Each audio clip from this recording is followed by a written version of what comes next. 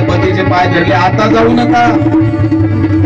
वाली हसायला लागला आणि पत्नीला सांगतो चिंता करू नको आता, आणि त्या सुग्रीवाला मी मारल्याशिवाय राहणार नाही. तो मागच्या वेळेस रण सोडून पडून गेला, आता मात्र त्याची धडगत नाही. त्या वेळेला वाली समोरून आला, दोघांमध्ये युद्ध सुरू झालं. घनघोर अशा प्रकारचं युद्ध आहे. एकमेकावर बाणांचा वर्षाव करत आहेत, गजल युद्ध करत आहेत, मल्ल पहलवानाप्रमाणे युद्ध सुरू आहे.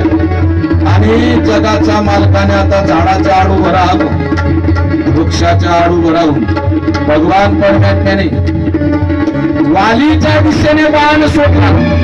Sir sir sir sir sir sir sir sir करीत करीत तो बाण वालीच्या दिशेने येत असताना वालीच्या हृदयाशी तो बाण लागला आणि वाली हा जमिनीवर पडला.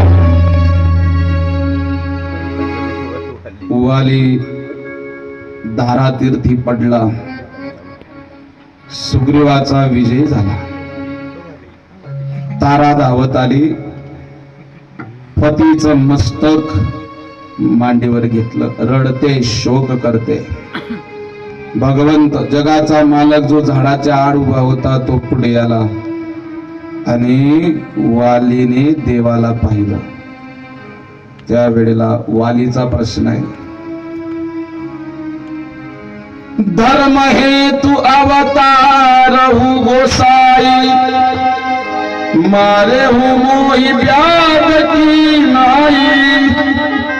देवा, धर्माच्या रक्षणाकरता अवतार घेतलात, पण तुम्ही एखाद्या व्याध्याप्रमाणे लपून बाण मारला.